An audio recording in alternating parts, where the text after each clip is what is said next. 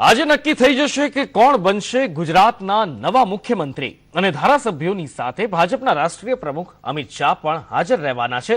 તો સાથે જ ગુજરાતના નવા મુખ્યમંત્રીની વરણીના નિરીક્ષક નીતિન ગડકરી તેમજ સરોજ પાંડે પણ આ બેઠકમાં હાજર રહેશે।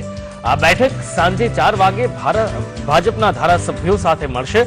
કમલમ કાર્યાલય ખાતે આ બેઠક મળશે, જેમાં ભાજપના વિવિધ વિધાનસભાના नेतानी वरणी प्रक्रिया हाथ धराशे, जेमां अंते नवा मुख्यमंत्रीना नामनी जाहेरात थशे। आम आखो दिवस गुरुवारे अमित शाहना निवासस्थाने भाजपना नेताओ अने मंत्रीओनो जमावड़ो रह्यो हतो। दिवसभर एक बाद एक बैठको योजाती रही अने जो सूत्रोनुं मानीए तो 8 तारीखने सोमवारना रोज नवा मुख्यमंत्री शपथ लई शके छे। जो के आज केंद्रीय निरीक्षकोनी धारासभ्यो साथे चर्चा बाद नामनी जाहेरात करवामां आवशे। मंत्रीमंडळमां कोने कोने स्थान मळशे, संगठनमां केवा केवा फेरफार करवामां आवशे, ते अंगे पण भाजपना मूळीओ अने कार्यकर्ताओमां भारे चर्चाए जोर पकड्युं छे। गुरुवारे प्रदेश प्रभारी दिनेश शर्मा अने राष्ट्रीय सह संगठन महामंत्री वी सतीशे अमित शाहनी मुलाकात लीधी हती। त्यारबाद विजय रूपाणी, नितिन पटेल, भरत परमार सहितना नेताओए पण मुलाकात लीधी। आ नेताओनी विदाय बाद भूपेन्द्रसिंह चुडासमा, रमणलाल वोरा, जयंती कावड़िया अने गणपत वसावाए अमित शाहनी मुलाकात योजी हती, जेमां संगठनमां अने मंत्रीमंडळमां कोने कई जवाबदारी सोंपाशे तेना पर पण मनोमंथन थयुं। जो के हवे तमाम अटकळो अने धारणाओनो अंत आवी जशे अने आजे गुजरातना नवा मुख्यमंत्रीनुं नाम जाहेर करवामां आवशे।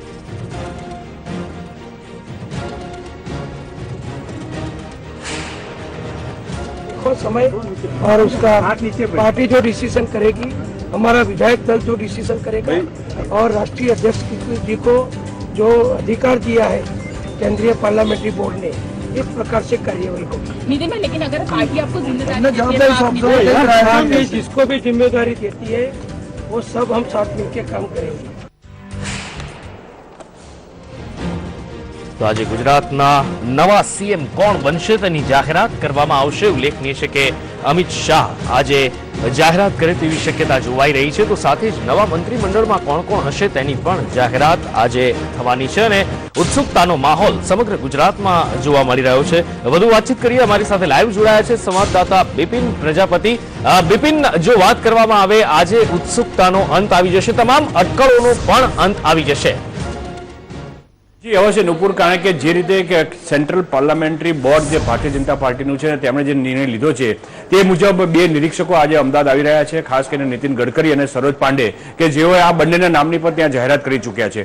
स्वाभाविक छे के आ बंने नेताओ आज बपोरे 1:30 वाग्यानी आसपास अमदावाद शहेरमां आवी गया पछी सांजे 4 वाग्यानी आसपास कमलम प्रदेश कार्यालय जे छे कोबा खाते त्यां भारतीय जनता पार्टीना चूंटाયેલા धारासभ्योनी बेठक मळशे अने आ बेठकनी अंदर भारतीय जनता पार्टीना राष्ट्रीय अध्यक्ष अमितभाई शाह, नितिन गडकरी और सरोज पांडे आ त्रणनी उपस्थितिनी अंदर आ बेठकनी अंदर गुजरातना नवा नाथनी पसंदगी करवामां आवशे।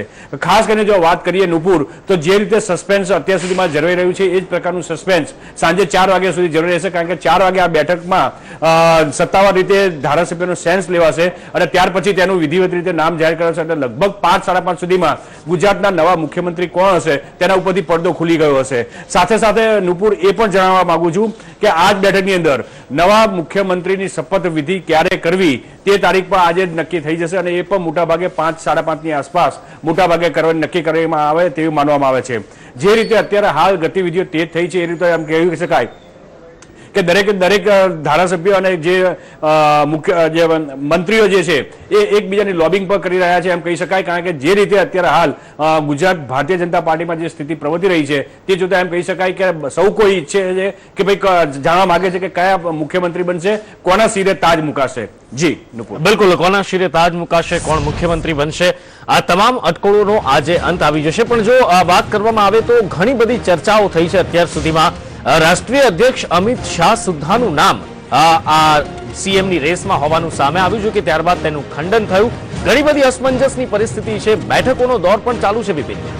अवश्य कही शकाय नुपुर, कारण के एक पछी एक नाम जेम जेम पत्ता खुलता गया અને એક તમામ પત્તાઓ પાછા પોતાની જ રીતે બાજી ફેંકી દેતા હોય એવું લાગ્યું હતું, કારણ કે જે રીતે નામ ચર્ચાતા હતા ક્યાંક ને ક્યાંક સ્પષ્ટતા કરવામાં આવતી હતી કે ભાઈ આ સ્પર્ધામાં નથી, એ પછી પાર્ટી લેવલે હોય કે પછી પોતે વ્યક્તિગત હોય।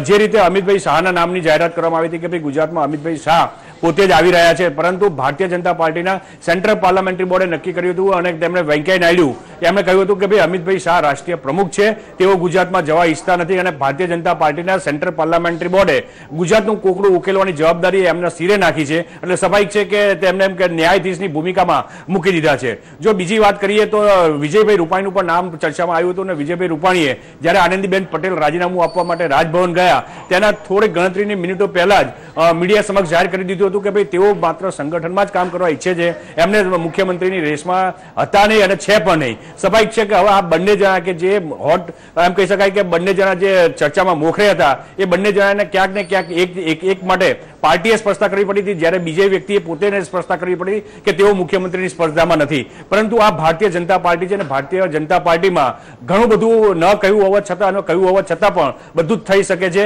અને બધું જ શક્ય બને છે. જી નુપુર. જેબીપીના સમગ્ર માહિતી બદલ આપનો આભાર.